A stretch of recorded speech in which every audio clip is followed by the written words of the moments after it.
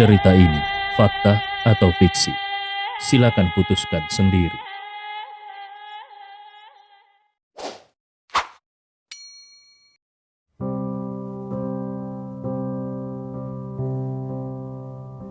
Bab 79. Gustav dari keluarga Ye di kota Agoru. Ketika Tuan Master Sekte Kingman mendengar kata-kata ini, dia memandang Gustav seolah-olah dia telah melihat hantu. Keluarga Ye di kota Agoru? Ada berapa banyak keluarga Ye yang bisa ada di kota Agoru? Siapa lagi selain keluarga Ye yang musnah 5 tahun lalu? Gustav Ye, itu adalah sebuah nama yang tidak asing baginya. Dia juga tahu sesuatu tentang apa yang terjadi di kota Agoru pada saat itu. Dan di antara 3 orang yang meninggal, ada 1 orang yang bernama Gustav. Hanya saja dia mendengar bahwa Gustav adalah sampah yang selalu diremehkan oleh lingkungannya. Bagaimana dia bisa menjadi seorang master seni bela diri sekarang? Tiba-tiba dia memikirkan sesuatu. Dia akhirnya mengerti kenapa Gustav sangat ingin memusnahkan Sekte Kingman. Itu karena pendahulu grup King He adalah grup Tianzeng, dan grup Tianzeng adalah industri keluarga Ye 5 tahun yang lalu. Saat itu grup Tianzeng dihabisi oleh Sekte Kingman dan beberapa pasukan dari kota Agoru. Gustav ini, dia benar-benar kembali untuk membalas dendam. Pada saat ini, wajah Tuan Master Sekte Kingman langsung pucat. Seharusnya dia sudah memikirkannya sejak lama. Sejak awal kecelakaan yang terjadi di grup King He, semuanya telah dikendalikan oleh pria ini. Tapi siapa yang akan menyangka kalau orang mati akan bisa berubah menjadi master seni bela diri? Bukan itu saja, orang mati itu bahkan ingin balas dendam dengan aura yang mengerikan. Gustav mendekat selangkah demi selangkah. Tatapan matanya sangat datar, seolah-olah apa yang akan dia lakukan selanjutnya adalah hal kecil yang sangat biasa. Tepat ketika jarak mereka berdua hanya selangkah lagi, Tuan Master Sekte Kingman mengambil inisiatif. Dia tidak punya pilihan. Bagaimanapun juga dia pasti akan mati. Jadi lebih baik dia bertarung dengan segenap hidupnya. Tiba-tiba Tuan Master pun bangkit, dan dengan langkah kakinya yang ringan, seluruh tubuhnya melompat dengan semburan energi, dan pada saat yang sama, tangan kanannya meraih kursi pimpinan yang ada di bawahnya. Kursi itu diangkatnya setinggi-tingginya, dan dengan sekuat tenaga dia menamparkan kursi itu ke arah Gustav. Gustav tidak memiliki niat sedikit pun untuk bergerak, jadi dia membiarkan Tuan Master berusaha menghancurkannya. Terdengar suara yang sangat keras, dan kursi itu pun hancur, lalu berubah menjadi serbuk gergaji. Namun, sesuatu yang aneh terjadi. Kursi itu sama sekali tidak mengenai tubuh Gustav. Gustav masih berdiri diam, seperti gunung. Mata Tuan Master terbuka lebar karena dia menemukan bahwa sebenarnya ada gelombang udara samar-samar di sekitar tubuh Gustav. Dan gelombang udara itu bahkan membentuk lonceng raksasa yang menyelimuti Gustav. Kekuatan hantaman kursi tadi benar-benar hancur ke udara. Bahkan debu pun tidak menyentuh setelan jas Gustav sedikit pun. Tuan Master berseru tertahan, Itu adalah perisai kondensasi. Kau tidak berada di ranah Grandmaster, dan kau bukan seniman bela diri kuno. Kau adalah seorang kultivator." Dia sangat terkejut dan juga takut. Tidak ada yang bisa memahami gelombang turbulensi macam apa yang terjadi di jantung Tuan Master Sekte Kingman pada saat ini. Puncak dari seniman bela diri kuno adalah Grandmaster alam transformasi yang juga dikenal sebagai alam Grandmaster. Alam yang jauh, yang lebih jauh di atas itu hampir tidak ada. Jadi meskipun mereka berdua adalah Grandmaster seni bela diri, tetapi kekuatan mereka bisa sangat berbeda. Tetapi para kultivator sama sekali berbeda. Alam Grandmaster dari alam bela diri kuno baru saja dimulai untuk para kultivator. Itulah yang Tuan Master pelajari dari seorang teman yang telah menghilang selama beberapa dekade. Selama ini, dia belum pernah bertemu dengan seorang kultivator. dan dengan statusnya dia tidak memenuhi syarat untuk menyentuh keberadaan semacam itu. Tapi saat ini ada seorang kultivator yang berdiri di depannya. Kemudian pemuda berjas ini adalah seorang kultivator. Gustav sedikit terkejut ketika mendengar kalimat itu dan berkata, "Aku tidak percaya kalau aku benar-benar bisa dikenali olehmu. Sepertinya bukan rahasia lagi kalau para kultivator ada di Tiongkok." Dengan suara keras, Tuan Master Sekte Kingman langsung berlutut di depan Gustav dan berkata dengan penuh semangat, "Tuan Ye, tolong selamatkan hidupku. Aku bersedia menjadi budak untukmu dan membuka provinsi Jiangsan untukmu. Oh iya, kau pasti belum memiliki pasukan sendiri ketika kau datang ke kota Agoru, bukan? Aku bisa membantumu. Aku memiliki sumber daya, koneksi dan uang. Aku bisa memberikan semua yang diinginkan oleh Tuan Ye." Sepertinya Tuan Master merasa telah menemukan jalannya sendiri. Dia yakin selama dia mengikuti pemuda di depannya ini, maka seluruh Tiongkok akan menjadi medan perangnya. Suara sedingin es terdengar seperti petir di benak Tuan Master Sekte Kingman. Suara itu adalah jawaban dari Gustav yang berkata, "Tidak perlu." Di detik berikutnya Tuan Master melihat bilah angin membawa ki sejati yang bergulir menebas lehernya dan darah pun mengalir keluar. Tanpa sadar Tuan Master menutupi lehernya dengan kedua tangannya.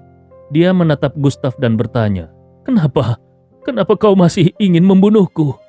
Gustav memasukkan tangannya ke dalam sakunya dan berjalan keluar. Sosoknya terlihat kesepian. Sebelum dia pergi, dia hanya meninggalkan satu kalimat kepada Tuan Master. "Maaf, Raja Nanjiang sudah menjadi bawahanku, dan kau juga tidak layak untuk menjadi bawahanku." Mendengar ini, pupil mata Tuan Master Sekte Kingman tiba-tiba membesar. Ternyata seperti itu. Akhirnya, dia mengerti kenapa Raja Nanjiang datang ke kota Agoru secara langsung. Sebenarnya, itu demi pemuda berjas ini. Dia pun tidak bisa lagi mengendalikan dirinya. Darah di lehernya menyembur dengan deras dan dia jatuh ke lantai. Darah itu secara bertahap menutupi lantai. Sekte Kingman sudah dihancurkan. Sejak saat itu, tidak ada lagi Sekte Kingman di kota Agoru. Setengah jam kemudian, sirine berbunyi. Bai Libing tiba dengan semua orang dari kantor polisi kota Agoru. Seluruh pabrik yang ditinggalkan itu diblokir oleh kepolisian. Beberapa petugas penegak hukum berpengalaman tidak bisa tidak bersembunyi di samping dan muntah ketika mereka melihat begitu banyak mayat yang bergelimpangan. Bai Libing melirik rekan-rekan di sampingnya dan memerintahkan, "Kalian semua cepat pergi dan cari di sekitar sini. Master Sekte Kingman seharusnya ada di sekitar tempat ini." Dia tiba-tiba merasa sedikit khawatir tentang Gustav. Meskipun Gustav adalah seorang master seni bela diri, tapi dia juga mendengar bahwa Sekte Kingman juga memiliki beberapa master seni bela diri. Bagaimanapun, Gustav hanya satu orang, dan dia menghadapi kekuatan bawah tanah yang telah berakar di kota Agoru selama 10 tahun. Kalau sesuatu terjadi pada Gustav, dia tidak akan bisa merasa nyaman selama sisa hidupnya. Salah seorang anak buah Bai Libing berseru, "Kapten, kemarilah. Aku menemukan ada lift yang mengarah ke atas." Bai Libing segera bergegas. Dia melewati mayat-mayat yang ada di dalam lift. Lalu kemudian dengan cepat mereka sampai ke lantai 3. Saat pintu lift terbuka, petugas polisi di sebelah Bai Libing merasa perutnya terbalik. Dia tidak bisa menahannya lagi dan langsung muntah. "Kapten, maaf, aku tidak tahan melihatnya." Bai Libing melihat semua yang ada di depannya dan matanya yang indah penuh dengan ketakutan. Di depannya ada ratusan mayat dan lautan darah yang terlihat jauh lebih menakutkan daripada yang sudah dilihatnya di depan tadi. Metode yang digunakan untuk menghabisi orang-orang ini terlihat sangat kejam. Orang-orang ini bahkan tidak diberikan kesempatan untuk bereaksi sama sekali. Bai Libing berjalan masuk selangkah demi selangkah. Tubuhnya sedikit gemetar dan dia merinding.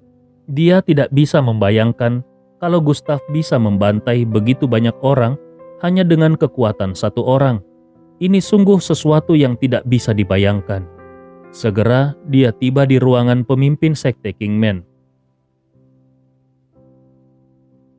Tangan rampingnya menyentuh pintu yang hampir hancur dan wajahnya menjadi semakin pucat. Kemudian dia melihat seorang lelaki tua di hadapannya.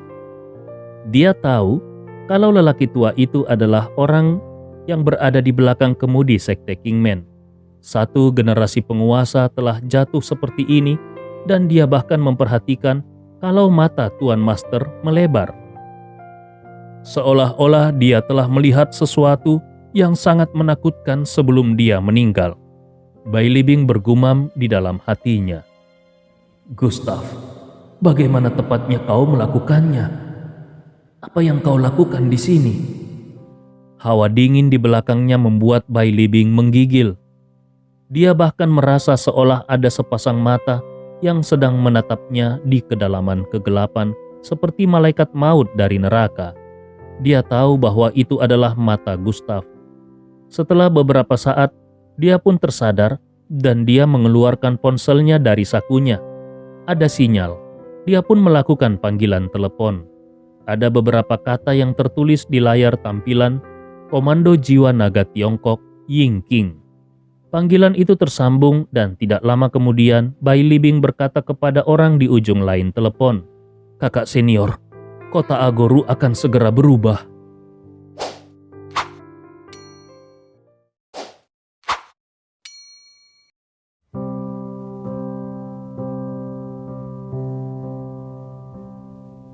Bab 80. Ying King yang berada jauh di luar negeri sedikit terkejut saat mendengar kata-kata Bai Libing. Bukankah kota Agoru adalah tempat kecil di mana Bai Libing bertugas sebagai seorang polisi?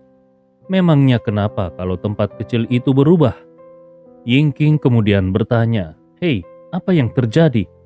Bai Libing memikirkannya sesaat dan berkata, "Tunggu sebentar, aku akan merekam video dan mengirimkannya kepadamu." Tidak lama kemudian, Ying King menerima video di aplikasi chat. Saat dia menonton video itu, ekspresi wajahnya berubah dan dia buru-buru menelpon kembali Bai Libing. "Sebenarnya apa yang terjadi di sana?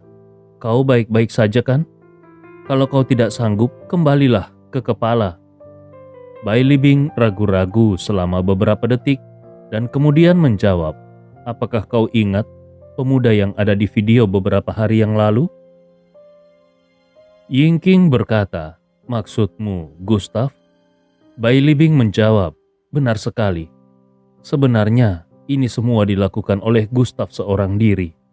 Dia bukan hanya menyelamatkanku, tetapi dia juga menghancurkan seluruh sekte Kingman sendirian. Bahkan ada beberapa master seni bela diri sekte Kingman yang dibunuh olehnya." Ying King di ujung telepon terdiam beberapa detik. Lalu tiba-tiba sebuah suara dingin pun datang. "Aku akan segera naik pesawat ke Agoru. Ingat, jangan berhubungan dengan orang itu lagi. Orang itu sangat berbahaya. Dan untuk kasus sekte Kingman ini, kalian semua bisa berhenti. Aku akan mengirim orang khusus untuk mengambil alih." Bai Libing berseru, "Kakak senior, tapi bagaimana dengan tugasmu?" Ying King berkata, "Tugas yang harus kukerjakan di sini tidak sepenting orang ini. Aku ingin melihat iblis macam apa dia sebenarnya, Gustav ini." Saat ini di Agoru, Wanda Plaza.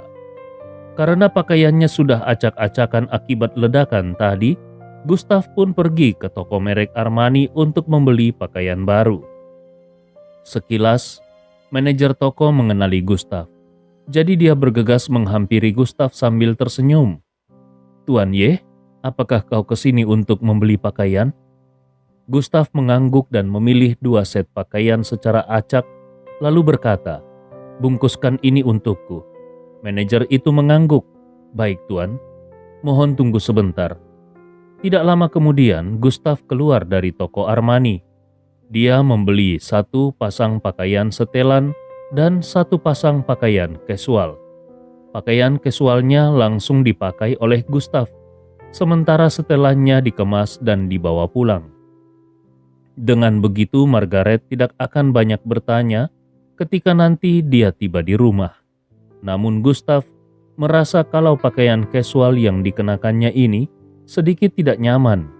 Jadi dia pun pergi ke toko lainnya untuk membeli satu set pakaian olahraga. Gustav baru saja akan meninggalkan Wanda Plaza ketika dia melihat wajah yang tidak asing di matanya. Itu adalah Stella Sia. Pada saat ini Stella sedang duduk di kafe sambil melamun. Dia terus-menerus mengaduk kopi dengan sendoknya. Dan di depannya duduk seorang wanita gemuk dengan temperamen yang mulia. Tampaknya wanita tersebut berusia sekitar 40 atau 50 tahun dan terawat dengan baik. Kulitnya berwarna putih dan tanpa kerutan. Wajah wanita tersebut agak mirip dengan Stella. Dengan temperamen dan penampilan seperti itu, tidak berlebihan untuk mengatakan kalau wanita itu pasti ibu Stella. Gustav menghela nafas. Kehidupan yang kaya memang sangat menyenangkan. Ketika semua orang masih sibuk bekerja, mereka hanya duduk-duduk sambil minum kopi di sore hari.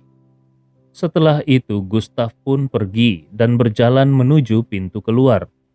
Stella yang ada di dalam kafe sudah mengambil cangkir kopinya dan baru saja akan meminumnya ketika matanya yang indah secara alami memperhatikan Gustav yang baru saja lewat di luar jendela. Dengan sedikit kejutan di wajahnya, dia dengan cepat meletakkan cangkir kopinya dan berlari keluar. Stella segera menyusul Gustav sambil berseru, "Gustav, tunggu, kenapa kau berjalan begitu cepat?" Langkah kaki Gustav terhenti dan dia menatap Stella yang ada di depannya dengan curiga dan berkata, "Aku hanya sekedar lewat, jangan khawatir, aku tidak akan menyuruhmu mentraktirku kopi." Mata indah Stella dipenuhi dengan sedikit kemarahan. Dia adalah wanita cantik. Apakah pria ini perlu menggunakan nada menjijikkan seperti itu? Stella melihat ke sekelilingnya, lalu dia menegakkan kepalanya dan berkata, "Hei, mengenai kau tidur di sebelahku sebelumnya, aku belum menyelesaikan masalah itu denganmu." Gustav langsung membantah, "Hei, kaulah yang tidur denganku, itu tempat tidurku." Stella tidak berencana untuk meluruskan hal mendetail seperti itu. Matanya yang besar dan indah berputar lalu dia berkata, "Aku tidak peduli, faktanya adalah kau tidur denganku. Sekarang aku akan memberimu kesempatan untuk menebus kesalahanmu itu. Selama kau mau membantuku, aku akan melupakan masalah itu dan menganggapnya tidak pernah terjadi." Gustav langsung membantah, "Maaf, aku tidak setuju. Selamat tinggal." Setelah Gustav selesai berbicara, dia langsung bersiap untuk pergi. Namun, Stella tidak mau melepaskan Gustav. Tangannya langsung meraih lengan Gustav dengan erat. Gustav sedikit ragu. Stella juga bisa dianggap sebagai presiden grup Huamei. Apa yang ingin dilakukan Stella saat ini terhadapnya? Gustav baru saja akan berbicara ketika suara dingin dan tidak senang terdengar di belakangnya. "Stella, siapa pria ini?" Stella dan Gustav terkejut. Begitu Gustav ingin berbicara, Stella langsung mengubah posisinya. Dia memeluk Gustav dengan lebih erat lagi, lalu dia berbalik dan berkata, "Bu, kenapa kau keluar?" Ibu Stella yang bernama Sia Mu menatap Gustav dengan tatapan yang mematikan. Kalau matanya adalah panah, wajah Gustav pasti sudah berlubang saat ini. Suara Sia Mu berangsur-angsur menjadi dingin. "Siapa pria ini? Kenapa kau memeluk seorang pria dengan begitu berani di depan umum seperti ini? Bukankah kau sudah berjanji kepada kami untuk tidak bergaul dengan laki-laki?" Keluarga Sia sudah mengatur pernikahan untuk Stella. Jadi Stella pasti sudah sangat menyadari konsekuensi dari tindakannya ini. Kalau pria yang dijodohkan dengannya tahu bahwa Stella memiliki hubungan yang tidak jelas dengan seorang pria lain di Agoru, maka bukan hanya hubungan antara kedua keluarga yang akan putus, tetapi keluarga Sia juga akan menjadi sasaran balas dendam yang mengerikan. Pada saat itu keluarga Sia pasti akan berada dalam bahaya. Gustav bisa merasakan kalau tubuh Stella gemetar di sampingnya. Jari-jari Stella bahkan mencengkram lengannya dengan lebih erat. Stella merasa takut, bingung, dan tidak berdaya. Semua jenis emosi itu membuat mata Stella yang merupakan seorang wanita kuat memerah, dan kemudian air matanya bahkan jatuh di pipinya dan turun ke tangan Gustav. Meskipun selama ini dia dikenal sebagai pemimpin grup Huamei yang sangat keras dan tegas, tapi bagaimanapun juga dia adalah seorang wanita. Dia lahir di keluarga besar dan menjadi seorang wanita yang ditakdirkan untuk tidak punya pilihan. Siamu menatap Stella dan Gustav dengan tatapan dingin dan memberikan perintah. Stella, lepaskan tanganmu dari pria itu dan kembalilah ke rumah Sia bersamaku hari ini. Dalam 5 tahun terakhir ini, grup Huamei yang berada di bawah pimpinanmu belum membuat prestasi sama sekali. Karena itu, keluarga Sia akan mengambil grup Huamei dengan cara akuisisi.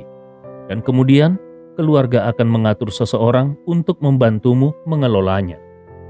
Tubuh Stella bergetar. 5 tahun kerja kerasnya dihapuskan hanya dengan sebuah kalimat. Di dalam hatinya dia merasakan kesedihan yang tak terhitung banyaknya, dan dia bahkan hampir pingsan. Dia tidak bisa lepas dari roda takdir. Dia dilahirkan untuk menjadi produk perdagangan keluarga Sia. Air matanya jatuh di tangan Gustav satu demi satu. Sudah 5 tahun, dan ini adalah pertama kalinya dia menangis. Tidak peduli seberapa sombong dan angkuhnya seorang gadis seperti Stella Sia, pada akhirnya dia akan menangis juga. Siamu melangkah maju, dan dengan sedikit kemarahan di dalam suaranya dia berkata, "Aku tidak ingin mengatakannya untuk ketiga kalinya. Stella, lepaskan tanganmu darinya. Orang-orang di kota Agoru ini tidak layak untuk mendampingimu. Kau harus kembali ke provinsi Jiangnan dan melihat seperti apa pria sukses yang sebenarnya. Pada saat itu, secara bertahap, kau akan memahami betapa menyedihkannya dan sampahnya orang-orang di kota Agoru ini." Siamu terdiam sejenak, lalu melanjutkan berbicara. "Aku tidak peduli hubungan seperti apa yang kau miliki dengan pria di sampingmu ini, tapi kau pasti mengerti kalau kau terus bersamanya, itu hanya akan menyakitinya. Karena tidak ada seorang pun yang boleh tidak mematuhi ayahmu, sama sekali tidak ada." Secara perlahan Stella melepaskan tangannya, dan dia memilih untuk berkompromi. Dia awalnya ingin menggunakan Gustav dan meminta ibunya untuk memberikan waktu baginya. Tapi sekarang tampaknya dia sama sekali tidak perlu melakukannya. Gustav tidak bersalah, dan satu-satunya hubungan antara dia dan Gustav hanyalah tidur dalam satu kamar selama 1 malam. Dan pada saat itu pun tidak ada yang terjadi. Dia tidak ingin menyakiti Gustav. Kemarahan keluarga Sia bukanlah sesuatu yang sama sekali bisa ditanggung oleh Gustav. Gustav hanya memiliki satu resep yang berharga. Tetapi betapa murah dan tidak berharganya resep itu di depan keluarga Sia. Keluarga Sia bisa membeli ribuan resep semacam itu. Stella benar-benar melepaskan tangannya. Dia baru saja akan berjalan menuju ibunya ketika tiba-tiba sebuah tangan besar langsung meraih pinggangnya. Pada saat yang sama, sebuah suara penuh karisma pun terdengar. "Bibi, maafkan aku. Tapi Stella tidak bisa pergi denganmu karena dia sudah menjadi wanitaku. Selain itu, dia juga sudah memiliki anakku di perutnya, dan aku bersedia bertanggung jawab untuknya."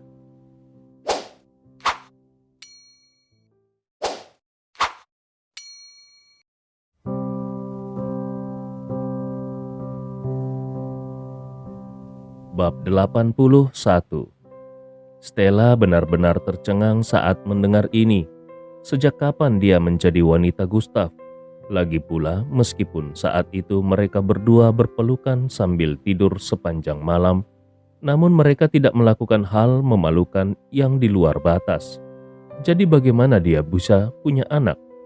Kalau orang biasa yang menghinanya seperti ini, dia pasti sudah lama menampar orang itu. Stella mengangkat kepalanya dan melihat tatapan mata Gustav yang tegas dan menghibur. Dia tertegun sejenak.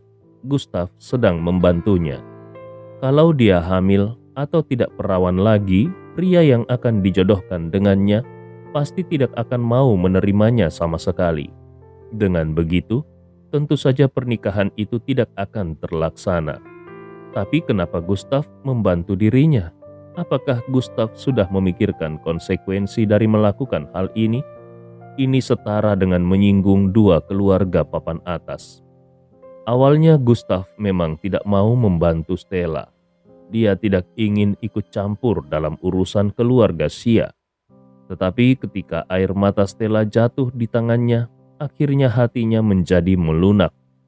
Dia bisa merasakan ketidakberdayaan dan rasa sakit Stella, dan itu persis sama dengan apa yang dia rasakan di masa yang lampau. Tapi bukan itu hal yang paling penting. Yang paling penting adalah dia menemukan kalau dahi Stella sudah bersinar dengan bekas darah. Memang masih terlihat samar-samar, tapi sudah ada kecenderungan ke arah sana. Gustav teringat penjelasan lelaki tua itu dan dia pun memutuskan untuk melakukan sesuatu agar bisa mencegah Stella mengalami kecelakaan. Ini juga yang menjadi alasan baginya untuk datang ke kota Agoru.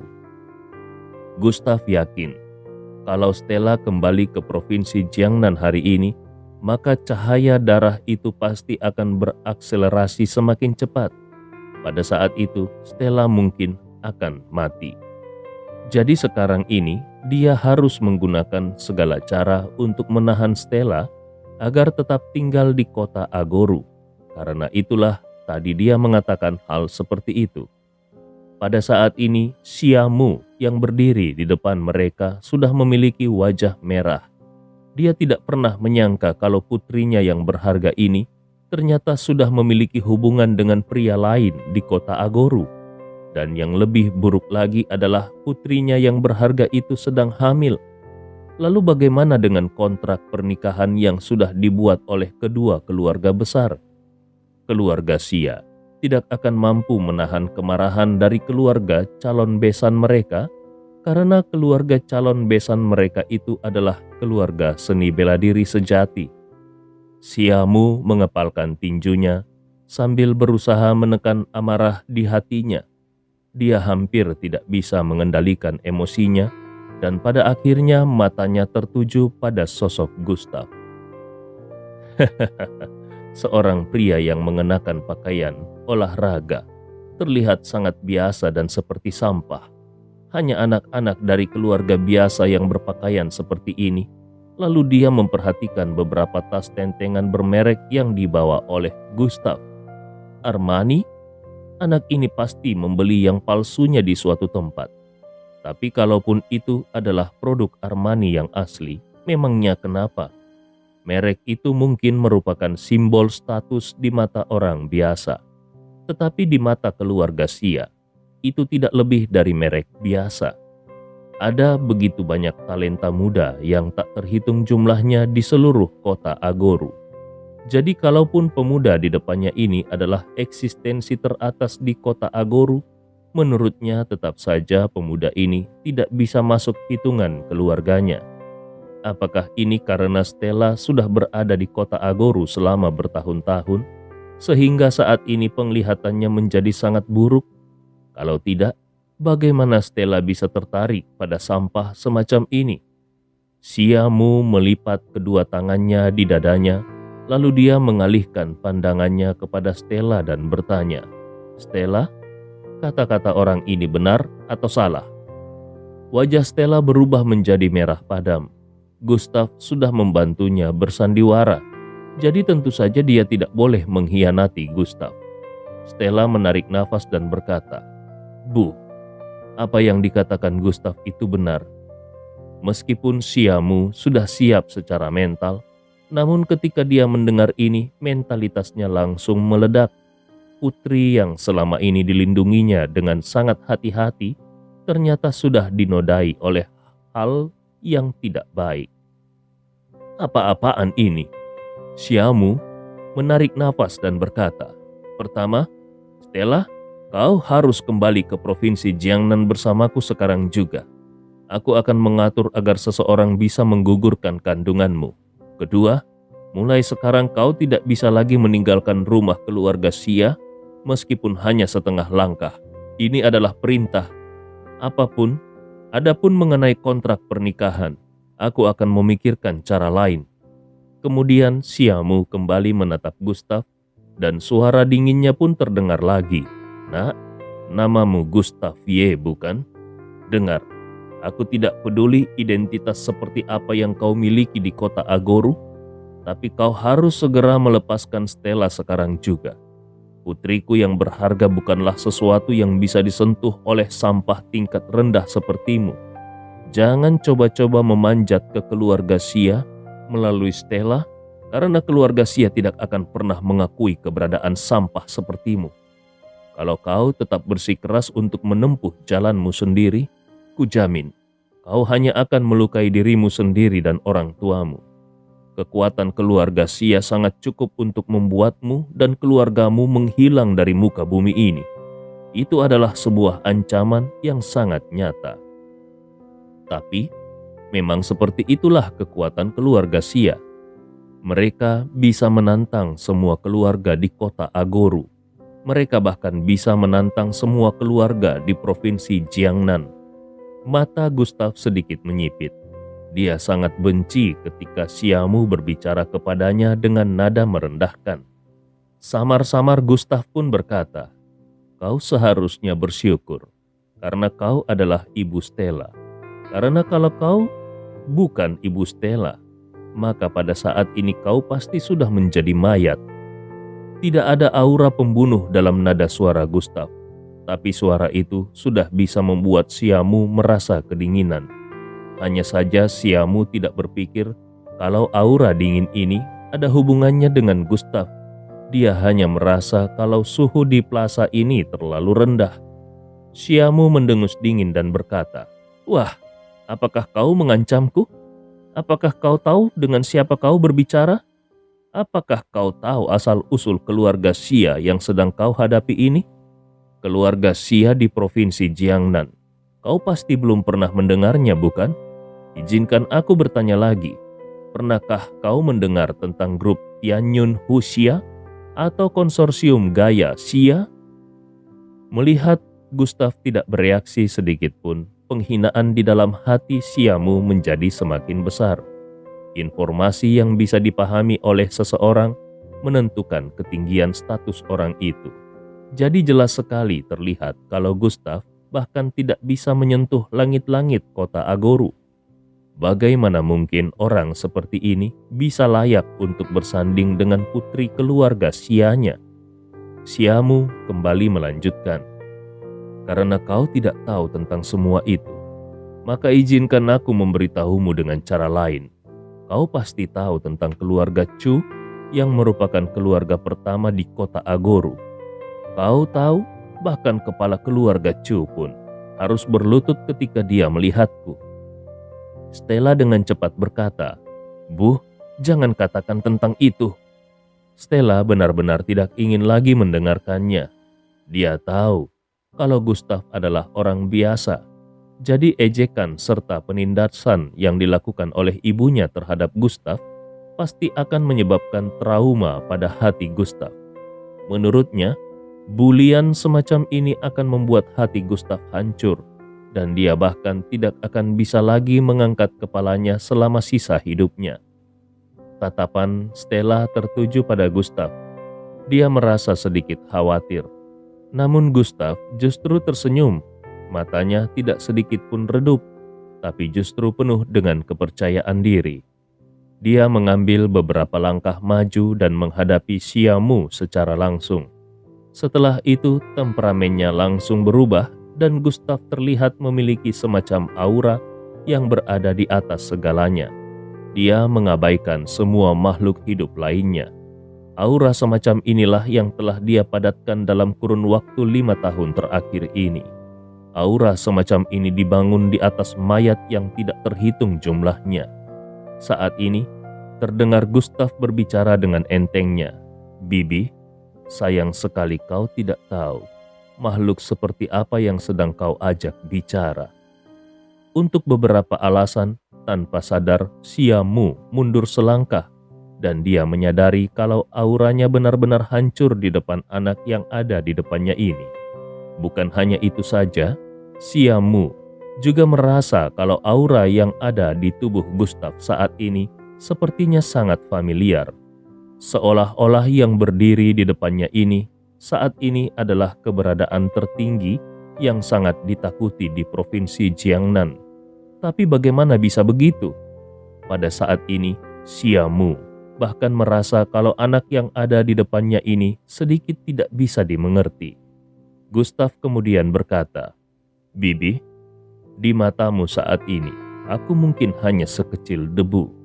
Tapi beri aku waktu setengah tahun saja, dan aku, Gustav, akan membuatmu mengerti apa yang disebut dengan mencapai apa yang benar-benar tidak mungkin untuk dicapai."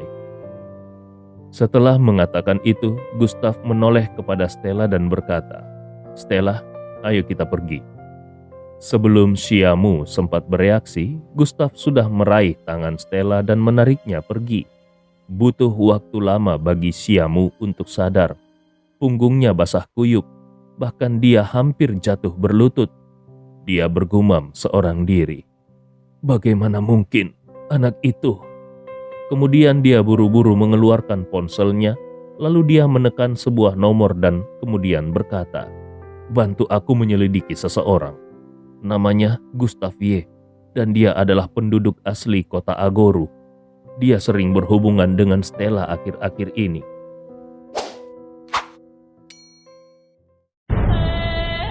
Cerita ini fakta atau fiksi? Silakan putuskan sendiri.